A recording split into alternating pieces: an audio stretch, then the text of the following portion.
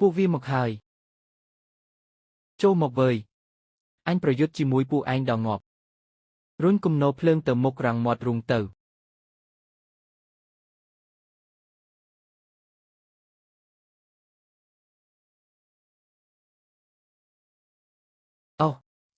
អូចិត្តអស់ហើយខ្ញុំទៅរើមិនបានទេចេញទៅច្បាស់ជាត្រូវពួកវាខំហែកជាមិនខាននោះទីនោះមានស្មៅស្ងួត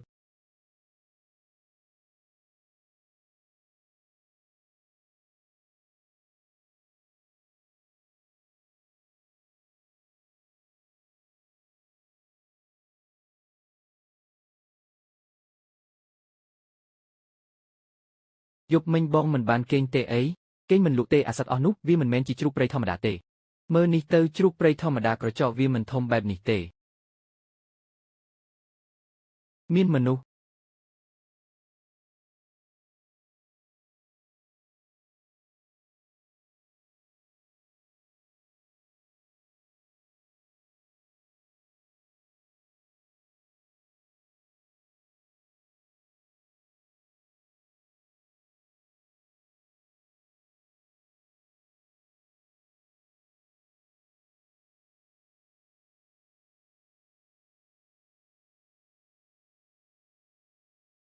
អរគុណហើយពួកអញជាអ្នកណា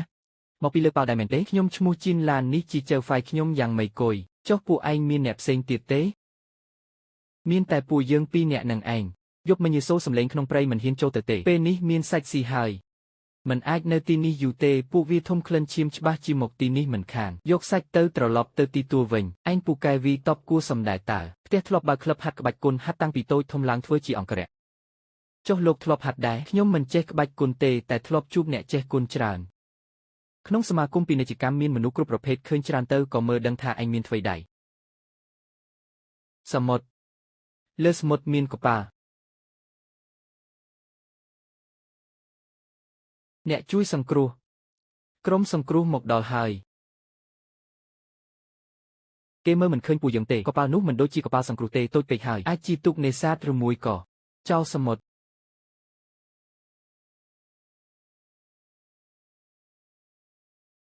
យ៉ាងហោចណាស់មានមនុស្ស5នាក់បានឡើងមកលើកោះស្នាមជើងជាស្បែកជើងយោធាក្រឡាដូចគ្នាមិនមែនជារបស់អ្នកនេសាទធម្មតាពាក់ទេហើយមើលទីនេះកន្លែងនេះធ្លាប់ដាក់របស់ប្រហែលជាប្រអប់អាវុធពួកវាចូលទៅក្នុងព្រៃហើយ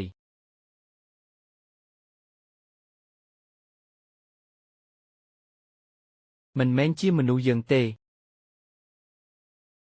ពួកគេចង់ទៅទីទួលត្រូវរារាំងពួកគេមើលលើដីទៅដូចជាប្រភេទសត្វស្វាអញ្ចឹងមនុស្សប្រៃមែនទេអាសត្វនោះនៅទីនេះនៅឡើយ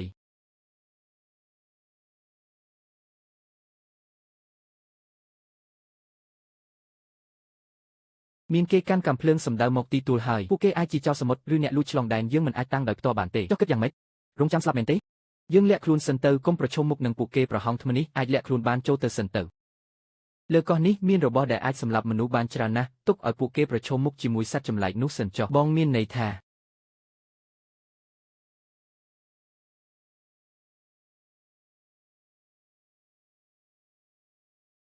មានគេធ្លាប់មកទីនេះរកមើលទៅ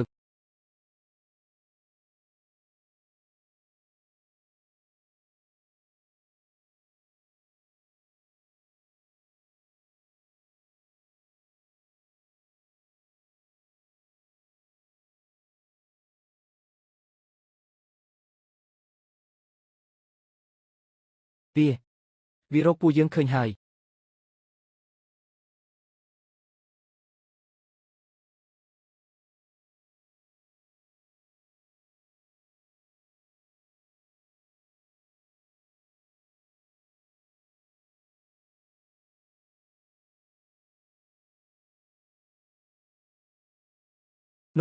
នោះវាជាសត្វអីសត្វម៉ង់ឌ្រីលតែសត្វដែលខ្ញុំធ្លាប់ឃើញតូចជាងនេះឆ្ងាយណាស់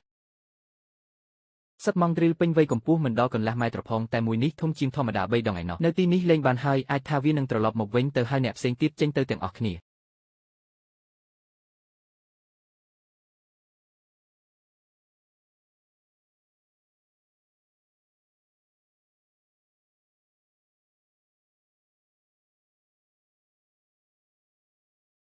ចូលទៅ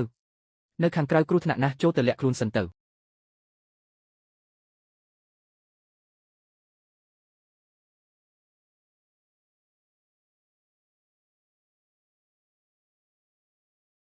កន្លែងនេះមិនក៏មានអារម្មណ៍ដូចជាចូលក្នុងបំពង់កសត្វចម្លែកអញ្ចឹងអាម៉ាប់អញកុំនិយាយទៀតបានទេប៉ុណ្ណឹងសឹងតែលុះព្រលឹងទៅហើយ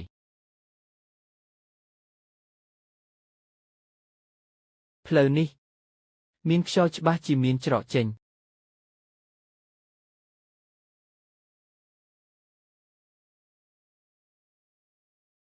ចង្រៃវាដេញតាមមកហើយរត់ទៅកុំងាកក្រោយវើយ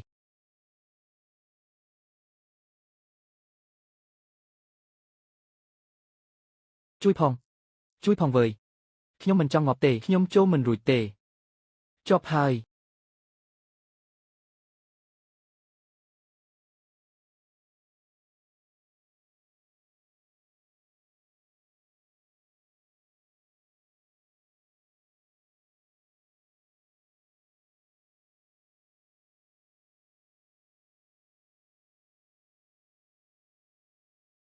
ឆាប់ទៅកន្លែងនេះជិតបាក់ហើយ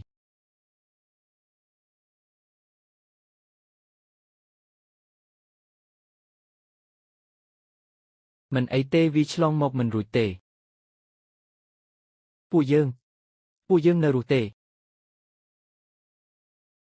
ពួកយើងត្រូវរកច្រកចេញមួយទៀត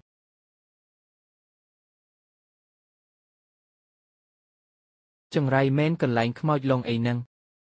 តើពួកយើងនឹងស្លាប់នៅទីនេះទេ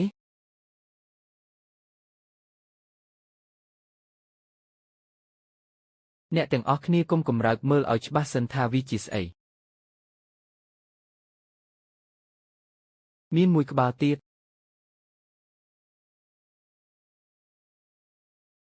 វាទៅបាត់ហើយមិនត្រូវទេអាមួយតូចនោះហាក់ដូចជាយាមផ្លូវទីនេះមានសត្វម៉ង់ដ្រេលច្រើនណាស់នេះជាសម្បុករបស់ពួកវាពួកយើងត្រូវរកច្រកចេញឲ្យឃើញមុនពេលពួកវាបដូរចិត្ត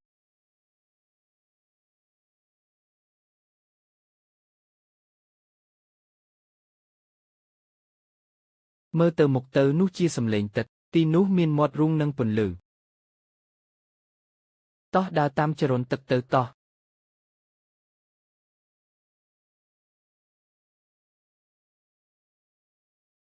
ជួយផងឈរឲ្យនឹងកុំលែងដៃ